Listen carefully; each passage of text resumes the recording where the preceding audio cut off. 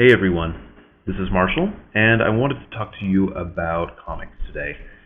I wanted to talk very broadly about what it's like to write for comics and how it differs as a medium from other media such as film and playwriting and novel writing. This is prompted by a couple things.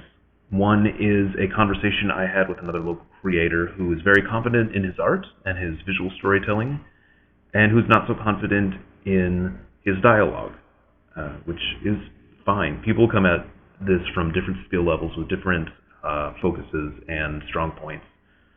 So it's like any other field of writing, no one has the same strengths, which is a-okay. Dialogue is something that you will have to contend with when you're writing for comics, so it's good to understand what its role is and why it's important. So when it comes to writing for comics, about what comics are as a medium, they're very different from writing prose, because when you're writing prose, you have a lot of options when it comes to talking about someone's feelings or their reactions to things. It's all internalized, or at least it can be all internalized. You have that freedom, that option. And that is hard to pull off with comics. Now, I know that there are some writers who, in the interest of doing introspection or establishing characters' inner feelings, that sort of thing, rely on blocks of text or blocks of narration. And it's valid. I don't think that's the best use of the comics medium. So I think that when you're making a switch from another type of writing to writing for comics, you need to account for the visual element like you would for filming, but you also need to account for just how much space there is on a page. And dialogue or narration on a page is taking away directly from art, space where you could be telling the story in a visual way. Each word is a sacrifice in a way. You want to be able to tell your story very well just through the images you're showing the reader. So when your reader looks at a page, they should be able to see, okay, this is where we start, this is how it flows.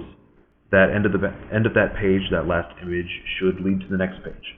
You should be able to tell a pretty good story without actually putting a lot of text on the page. So that's the platonic ideal of comics. And there are some comics with no text at all that are just brilliant. And I will link to one of those below. What I'm getting at is that dialogue is inferior when it comes to comics. It's not as powerful as a visual image, and the more of dialogue you have, the less art you have to tell the story with. So let's talk a little more about the power of a visual image to tell a lot, just tell a huge, huge story. I'm a big fan of Steven Universe. Not a surprise if you know me. If you follow me on Facebook, it's smattered with SU stuff or Steven Universe stuff. And, I'm fine with that. It's a great show. In the intro to the first season of Steven Universe, you get to see a lot of the different characters. And one of the characters you see is Connie, who is a human friend of the main character, Steven. And she's not introduced for a few episodes, but you can get an idea of who she is just for the single second that you see her, just for a few frames. She is a fantasy nerd, like a young adult fantasy reader who is obsessed with old tropes of heroism and witchcraft and, challenging great evil powers and that sort of thing. And when you see her, she has a book in her hand. And if you zoom in on that book, you will see that it is the Wrinkle of Time. Just from that, from having no other information from the character, but the book that she's carrying around, you can get a lot of information about who she is and what her ideals and her goals are.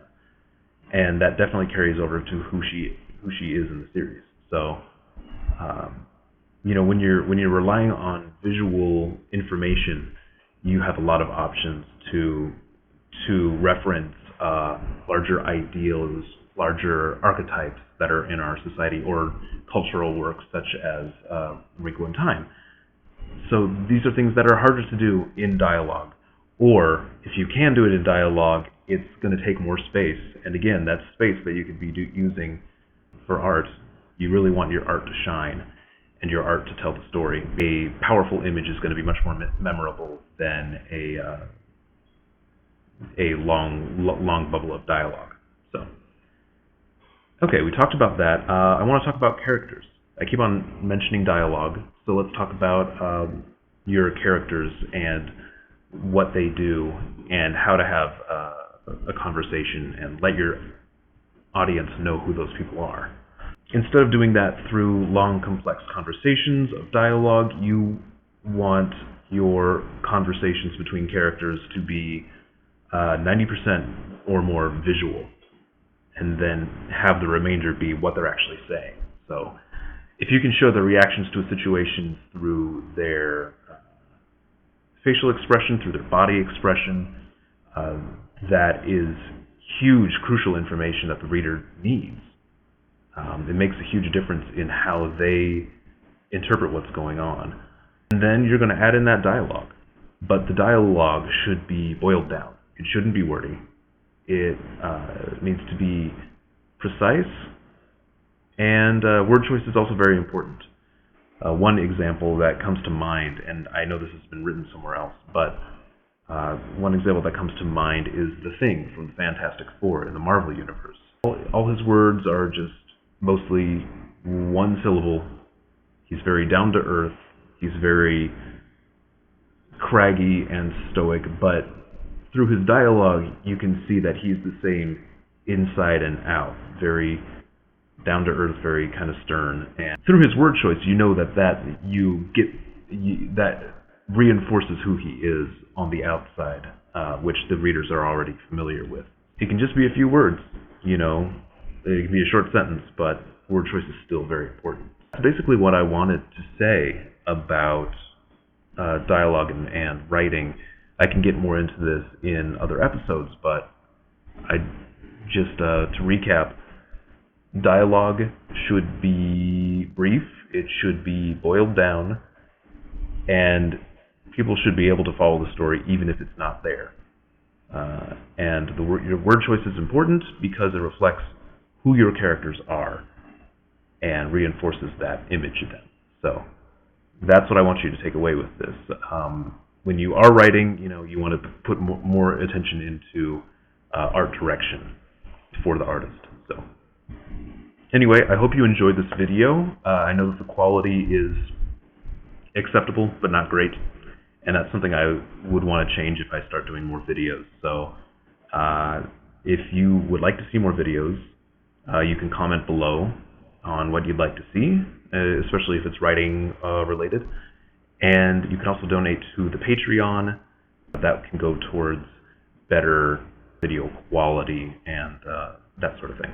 So the Kickstarter link is also below, and I hope you check it out. Thank you very much.